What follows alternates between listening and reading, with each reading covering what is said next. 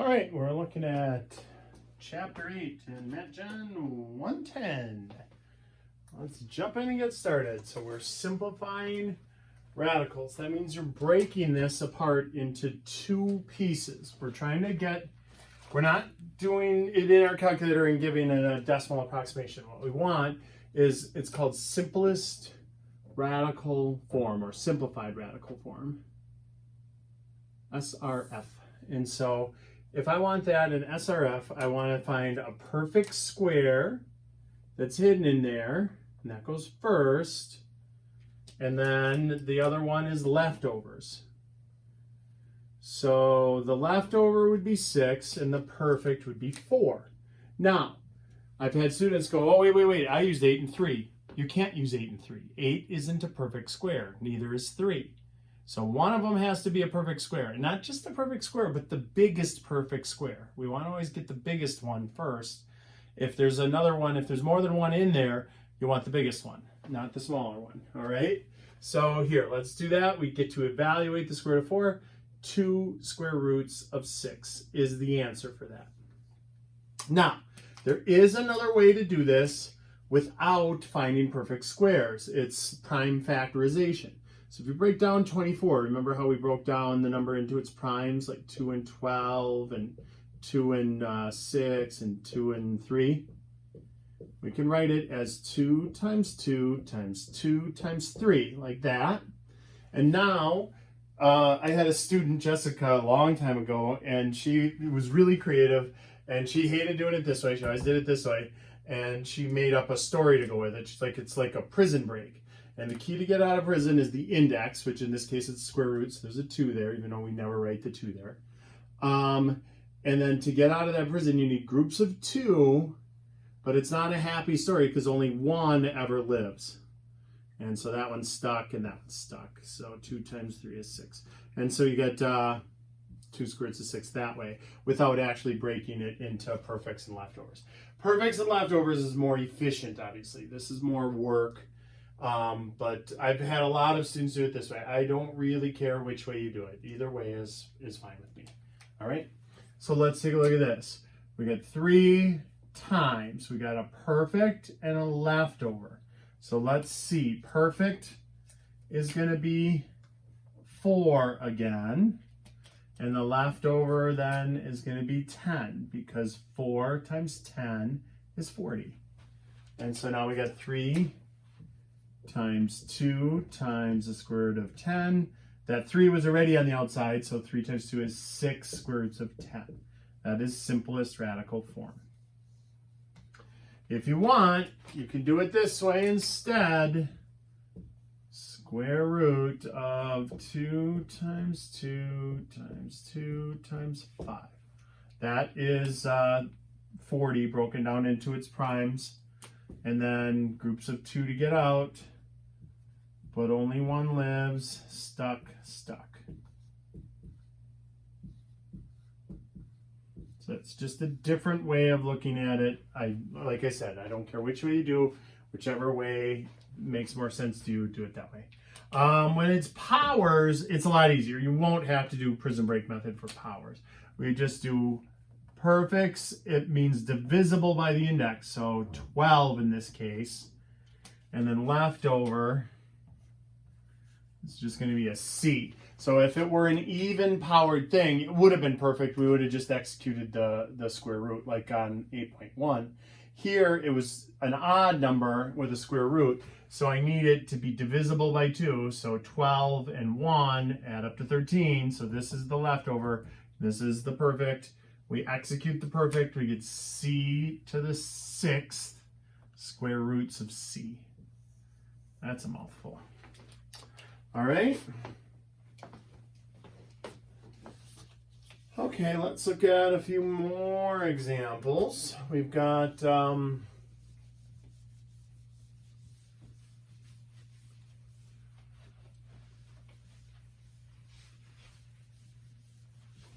slightly more complicated one, huh? So simplified radical form, simplest radical form. Number 4 is -4 square roots of K7 L10.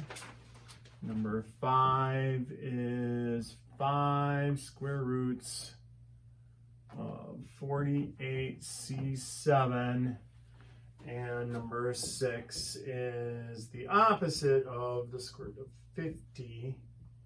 50A5B8. Okay, so I don't think I'm going to do these prison break style. I'm going to do it with perfects and leftovers. You can do it the other way if you like. All right, so this one for sure, it's a lot easier to do with perfects here and leftovers there. And so there's going to be one leftover K. Everything else is going to be perfect. It's going to be K6L10. All right, and so remember to execute the square root though. So look, -4 is already there. The square root of K6 is K3. The square root of L10 is L5. And then you still got the square root of K left. All right. So that's our answer for that one. This one you might want to do prison break style. I'll do both for this one. It's 16C6 is the perfect. And the leftover is 3C. And so 16 times 3 is 48. Now, a lot of you probably went with 4 and 12. If you do 4 and 12, 4 is perfect, but then 12 also has a perfect stuck in it. And you got to break it down again and do 4 and 3. And so it's a lot of work if you don't pick out the biggest one. That's why I said this one might have been better with the prime factorization way. 4C to the third, square roots of 3C. So 20C to the third, square roots of 3C. And or if you did it the other way, it would look like this. We would break down 48. So here, big long thing. So 48 is what? 2 times 2 is 4 times 12, 2 times 2 times 3. All right. And then 1, 2, 3, 4, 5, 6, 7 C's. All right. And then, so now we need groups of 2 to get out of the prison. So 5 is already on the outside. Don't forget that. 2, but only 1 lives. 2, but only 1 lives. 3 is stuck. C, but only 1 lives. C, but only 1 lives. C, but only 1 lives. The other C is stuck. So the square root of 3C is stuck in prison. And when we write this, that's 10 times 2, that's 20. There's 3 C's, C to the third, square roots of 3C. All right. Perfects and leftovers. We got the opposite of the square root of 25A4B8. And in the leftover bin, 25 times 2 is 50. So that's the leftover. 25 is perfect. A4 is perfect, but then we got an A left there to get it to A5.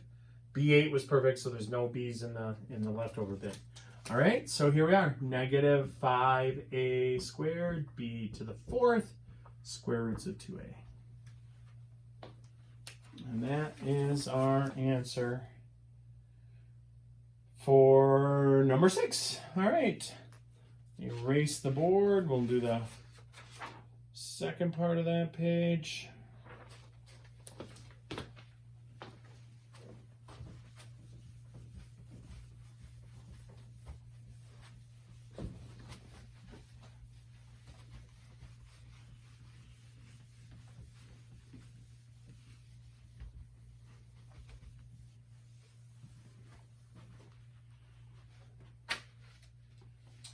All right, so we've got number 7 is the square root of D13 over D5. 8 is square root of 10 over 90. 9, square root of 72G to the 9th over 2G.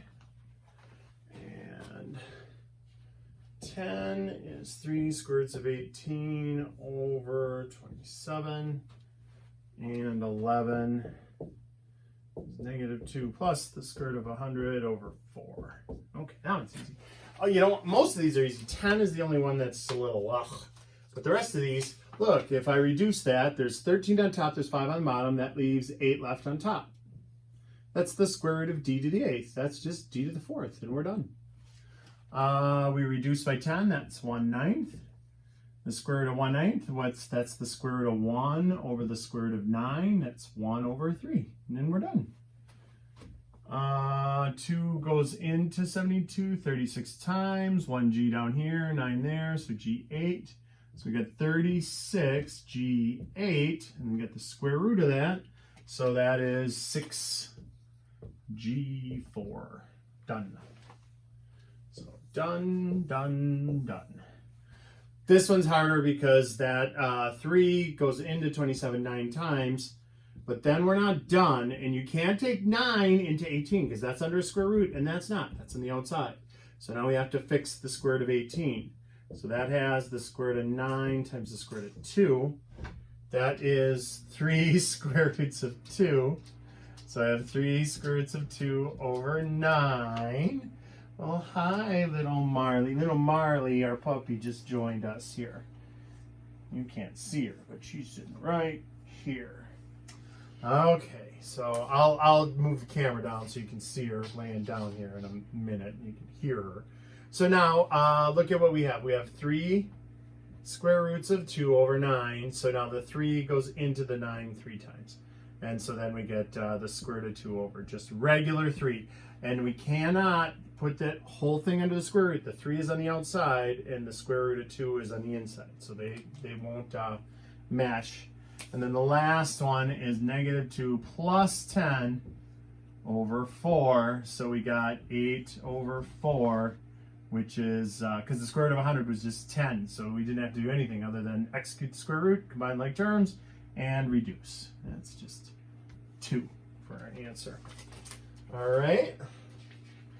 So let's look at the last problems here. We got another Pythagorean's theorem and then some cube root ones. And we'll take a look at that. Oh, here, I'll show you what our little puppy Marley looks like.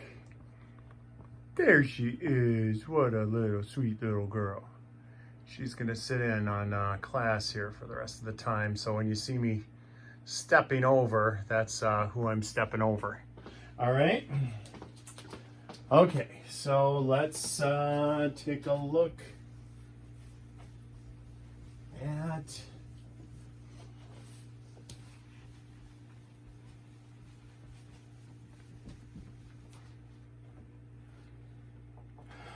number 12. So 12 is Pythagorean's theorem. They gave us, it's a squared plus b squared equals c squared. And they gave us a squared we don't know, 6 squared is b, 9 squared is c. So we had a squared plus 36 equals 81. We move the 36 over, so we have a squared is equal to 45. So a is equal to plus or minus the square root of 45, which is now, they don't want an approximation. The minus is gone because it's a length.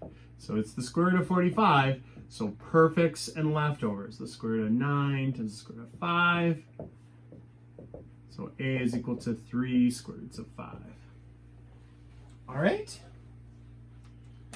Okay, let's look at 13. That is the cube root of 54x to the third. So if you were really super good, you would say, okay, perfects, a perfect cube now though. Not a perfect square, a perfect cube. So the perfect cube would be 27x to the third. And then the leftover is what multiplies to get you to 54. Well, 27 times 2 is 54. And so that works out to be the cube root of 27x to the third is 3x cube roots of 2. That's my answer. And so that's kind of tough. So here, let's do it another way. Let's do this way with the prime factorization and the prison break problem. So look, that is 2 times 3 times 3 times 3 x times x times x.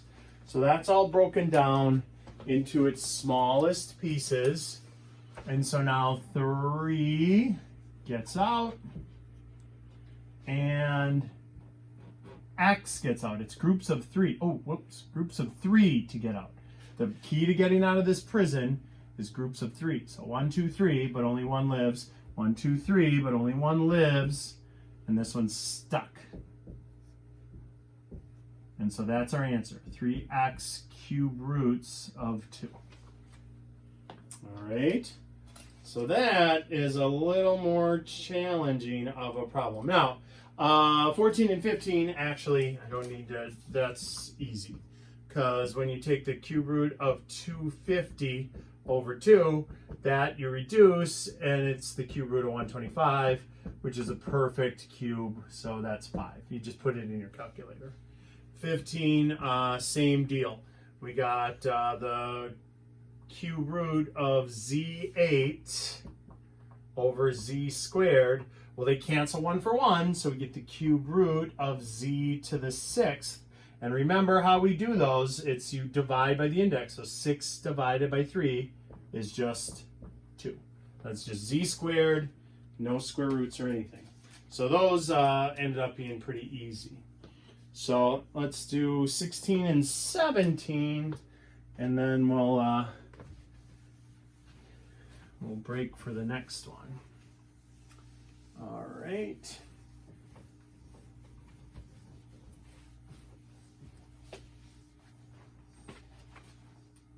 So 16 is the square root of -1 minus 5 squared plus 1 plus 1 squared. So that is -6 quantity squared plus 2 squared under the square root. And so we're looking at 36 plus 4. That is the square root of 40, which can be broken down into the square root of 4 times the square root of 10. Is 2 square roots of 10. All right. And lastly, number 17, the square root of x squared plus 4x plus 4. And so we can factor that into x plus 2 times x plus 2. That is the square root of quantity x plus 2 squared. And so it says assume variables represent positive real numbers, so we don't have to worry about a negative coming in there. So it's the square root of that squared is just plain old x plus 2. Like the square root and the squared kind of wipe each other out. And that is it for 8.2.